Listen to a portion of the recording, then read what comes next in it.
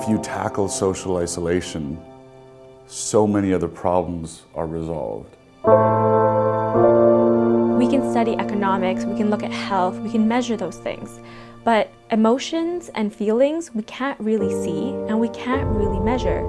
This course really brought those topics to the forefront. It's a very personal subject and also a universal topic at the same time. It really touches your personal experience. It kind of evokes really strong emotions. I don't usually talk to a lot of people in my classes just because of the nature of my courses and the history of my schooling. And this was the first time that I really had a good group of people and we all supported each other. And even with my professor, I would go to her office hours just to talk to her. And that was really something that I hadn't experienced fully at McGill. To be honest, at that stage I was becoming very pessimistic about international development. So taking this class allowed me to be more optimistic at the end. I had no understanding of what social isolation was, and then once I did, it's so pervasive in every single sector of society. We weren't just throwing around these lofty ideas, we weren't just speaking of these great things, there was action.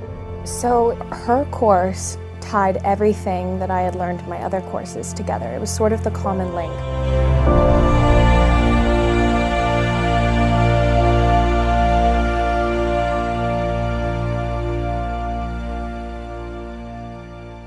The course is all about educating people about what social isolation is and does in the context of international development, and conversely, educating people about what social connectedness is and does in the furtherance of sound and strong global policies.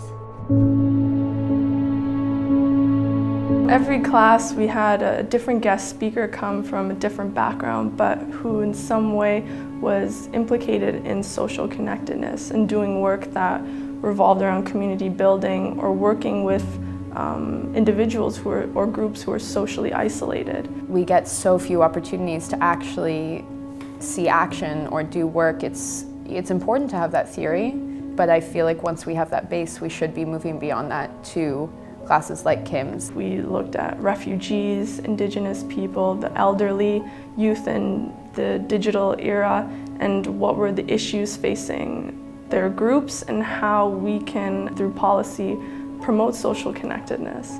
When we were discussing the importance of global agreements, such as the Paris Climate Agreement or the United Nations Sustainable Development Goals, we have sitting with us one of the highest ranking UN officials to talk to the class about that. When we talk about refugees, we have with us someone who has been a refugee. There was one week that we were talking about Indigenous leaders, and she brought in two lovely ladies who are, I think, the founders of Taking It Global. And we got to do a live video chat with young people that were in Atuapisquat, I think. And that was great. Because it was just the real people that we are talking about, and they get to say things back to us, and that was really amazing. One time we were creating a social media campaign for the United Nations Foundation. And it was really interesting to be able to have all of those perspectives and to dialogue, and I think we came away with some amazing results, really much more powerful than I've had in any other courses. Women's issues, Indigenous issues, disability rights, all these different marginalized groups, if you will. And she really brought it back to the basic, which is they are people. And it's strangely enough something that we don't talk about that much in international development studies. And that's why I think I took to this class so much. It wasn't just a course on social isolation, it was a course on different topics that all included social isolation. So how the course was structured really allowed each of the students to find their niche. For myself, I tapped into the mental health aspect of it.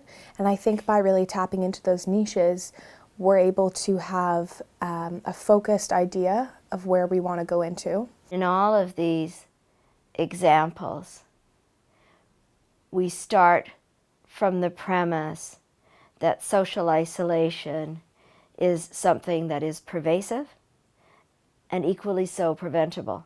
This is one thing that made Kim's class different as well, because in a lot of the other classes in international development studies that I've taken, we tend to see people as beneficiaries or victims. And Kim was a bit revolutionary in saying, actually no, because they are the agents of change. We hold the space for them because we do have a privilege, but you can never tell people what they need. And so I think the idea of holding the space for people and saying, actually, wait, they have ideas, they are valuable, that's where the change is going to come from. This is not just like one small issue that you sort of work on and then you move on to the next one. Is that this is pervasive, this is all-encompassing, which sounds scary and sounds like maybe that it's not always the easiest thing to deal with, but that it is a root, and then maybe if we're able to pull on this root, then maybe we could actually make a huge difference.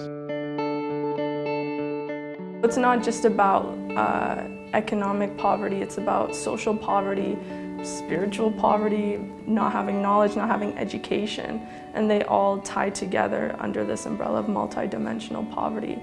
And at the core of it, and what Kim Samuel has argued a lot, is that social connectedness is what can help bring people out of multidimensional poverty. When communities are connected, when we try to understand why communities are isolated and focus on policies that target them, then we will see a big difference for a wide variety of people.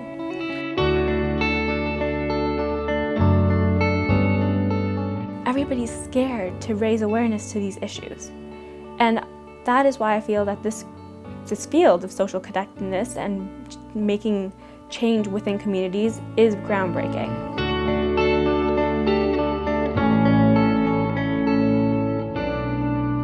One of the great outcomes of this course so far is the matching up of students' interests with some of the speakers that can lead to internships, helping the students to understand that what happens at university isn't simply just over there and the real world is over here, but to actually bring the real world right here and give the students opportunities to go forward with.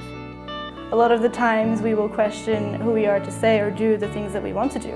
And within Kim's class, I have seen a huge change, not just in myself, but in my colleagues as well. And she's done an amazing job at empowering us, her students. Something that this course allowed me to do was to see in all of the different presenters that we had and all of the material that we looked at, a place for me. It really started to come together, all of the possibilities that I could take on using the lens of social connectedness and social isolation.